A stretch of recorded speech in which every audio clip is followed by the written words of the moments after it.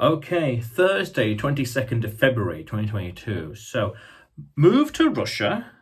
Is the West collapsing?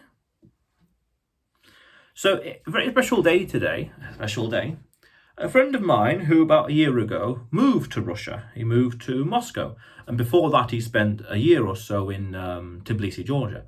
But he's moving to Russia again because he was in England for Christmas and some time, sorting out life reasons. And today is special because he has got a flight back to Russia today from England via Turkey to Moscow. Very nice. And so he moved there a year ago. Well, back in December this year. No, crikey, when did he go there again? Yeah, a year ago, December 2020, 22, 23. And he got married. He's going to have a daughter soon, sometime. And he's changing his life there. He moved out of the UK, went to Russia. He moved to Russia. And so that got me thinking in general, is the West collapsing? Should people move to Russia for a more conservative, traditional, some would say more based lifestyle, culture even? Cheaper? Are things cheaper in Russia? Well, I'm asking you. Some would say yes. Some would say it's worthwhile going to Russia. Some would say it's worthwhile moving to the east. Some would say it's worthwhile moving to other places, say Mexico, say Latin America, say Asia or Africa. Yes, no, maybe. We're all adults here. We can come to our own decision. We can all make our own choices in life, surely. But it begs the question, is the West collapsing? Because the whole idea to move abroad, in this case to Russia, would be because of what's happening in the West. And in the West, I say, traditional West, Western Europe, the States, Canada, Australia, New Zealand, the UK and beyond. Is the West collapsing? Well, Just now I was watching a very interesting podcast, and it says you have to have two thoughts in mind. One, to say that it is collapsing indeed because of, we can list the reasons by all means, but also at the same time it is the best place to be. In terms of the finances, the inflation, the strong currency, who knows what else? Let's say level of freedom, even things like that, the economic freedom, on face value certainly. Okay, but the other countries, other places, they might have what's called soft liberties. Here would have hard liberties in the West, and these other places would have soft liberties, where, for example, in the West would say we have First Amendment, free speech. That's it, free speech. Okay, it's in the law, you could say. Fair enough. There's other countries, they don't have freedom of speech. Yeah, it's not enshrined, it's not codified, not written down. But at the same time, because the country is so poor or such a weak government, they're not enforcing anything else. They're not cracking down, let's say. They're not actively bringing it down. Interesting. So you could say the West is both the worst place and the best place to live. Because one interesting observation I had a year ago, months ago, whatever, was that it seems that poor people go to rich countries, the West, and rich people go to poor countries, the global south, you could say, the BRICS nations, you could say. Now, why is that?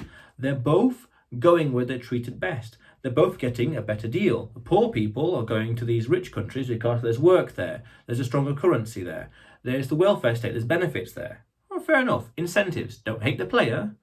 Don't hate the player, hate the game. It's all incentives. And these rich people are going to a poorer country because of lower taxes, better weather, better exchange rate, maybe higher quality of living, higher standard of living, things like that. Different levels of inflation, all sorts of other aspects. Again, incentives. Don't hate the person. If they're gentrifying a neighborhood, then you could say don't hate the person, hate the player. Hate the game, hate the rules, maybe. They're just going where they want to be treated best, where they think they will be treated best, and where they could have a better life. Fair enough, nothing wrong with that at all. Very understandable, very reasonable. But it still begs the question, move to Russia? Because it seems to be that, from what I've heard from my friend, it's a very conservative and traditional society. And people would interpret that as to say the men are men and the women are women in their in their roles, in their behaviours, in their attitudes, in their priorities. And also from anecdotal evidence, it seems that it's generally cheaper. It seems that what happened in February 2022 with all the sanctions here and there, all the different layers and waves of sanctions, it didn't work. It seems that way. I can't tell you, I've not been. Fair enough.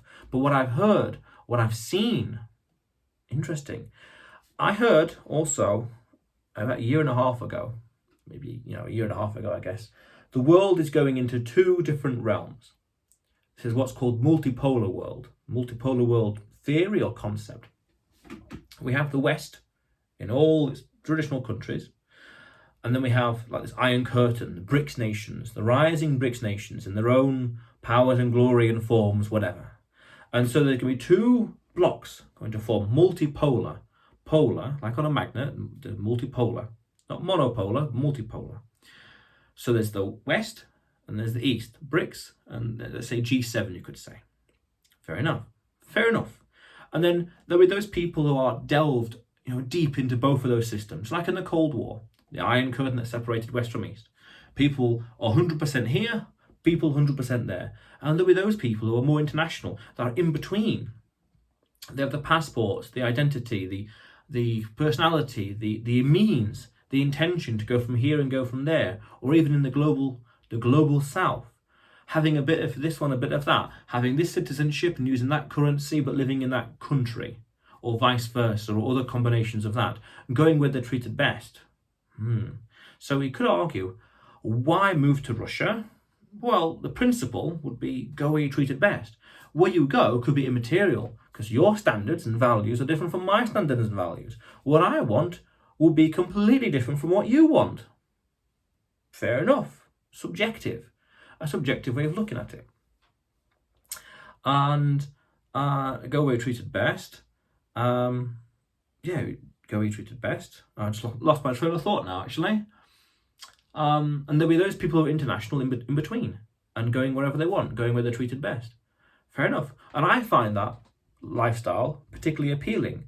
Being somewhere, having another passport, having a company over there, being a resident over here, speaking these languages over here, this one and that one, and being international. Interesting. And this idea of a multipolar world, I want to say it's from a political theorist or philosopher, don't know, from Russia. I want to say Alexander Dugin. I want to say that name. I'm quite confident that's the name, Alexander Dugin. Multipolar world. The theory of the multipolar world, where the direction the world is going in today. Because the things I'm talking about here, I won't be proven right or wrong for another 10, 20 years. A next generation, people who are born today, and when 22 years from now, because one generation is 22 years, we will know. It'll be obvious in hindsight what would have been the best course of action today. And as I said, it's a special day because a friend of mine is now going back to Russia. Fair enough, back to Russia again. He's been there already. He got married already. Quite serious and long-term objectives. So it seems in this multipolar world, and the world we live in general, where with internet and flights and interconnectivity and easy ways to learn languages, it's worthwhile to be international, to politically diversify your life, which is an interesting topic I want to talk about in the future. There's so many. Be politically diversified, having citizenship here, having citizenship there, living over here, speaking these languages over there, having a company over there at 1%, 0% corporation tax, living over here. This is what's called perpetual traveller or prior taxpayer, where your life is politically diversified, where you don't owe allegiance, let's say allegiance, keep it simple, to one particular country or nation. You're not viewing the countries as a citizen, you're viewing the countries as a customer. And that goes into an interesting book called The Sovereign Individual, which talked about this idea where the world is going to go towards where, because of technology and incentives and human behavior, human action, praxeology, countries will have to start looking at the citizens not as subjects to do as they follow their orders, but instead as customers. But this is way into the future. Even when it was written, even when the book was written in like the late 90s, it was way ahead of its time. Fair enough. But understand what's happening in the world, the multipolar world, more options. Look at the passports you have today and look at all the countries you can go to visa-free, and you will realize that you've got more options in life and where to live and where to work. I have some clients in Poland, and I just looked at their passport, where a Polish passport, where it can go visa-free, and I realized that there are some islands in the Caribbean that are technically part of the European Union. So these clients, they could go as far as the Caribbean, and live and work there and continue with their online businesses. It's possible. It's like when you think about solutions for just a little bit longer, you find more choices. Like my friend, he was contemplating other countries apart from Russia. He was thinking about a few other places. And then he settled on that one for reasons that go beyond this video. And the more you think, the more choices there are available to you. Is the West collapsing? Yes, no, maybe. You're an adult, you can come to your own conclusion. Then it's a question of what do you do? Where can you go to be treated best? Like the poor people and the rich people, they're going to go to different countries for different reasons. What do you do? What can you do? What should you do? What should you not do? Don't know, you tell me. It's worth thinking about. It's something I've given a lot of thought about, and there's a lot to organise, there's a lot to plan, a lot to create and to organise, and it's not an overnight solution, nor is it an overnight strategy. Now, this would take 2 or so years to really settle down, for the dust to settle, and to organise stuff. But we're talking life, we're talking lifestyle, and I've come to realise that in life we want to think as long term as possible. We need a nice balance of short and long term. Short term, yes, by all means, what we're going to do, what am I going to have for breakfast? What am I going to do tomorrow? By all means. But we need to think long term as well. What things do I want to have or do or have achieved 20 years from now? I need to plant the seeds today or yesterday or tomorrow. Yesterday would have been better, but today's just almost as good. So yeah, long term thinking. And where the world is going, is the West collapsing? Move to Russia? Ooh. Interesting topics to say the least, but yeah. But otherwise, you will see me tomorrow.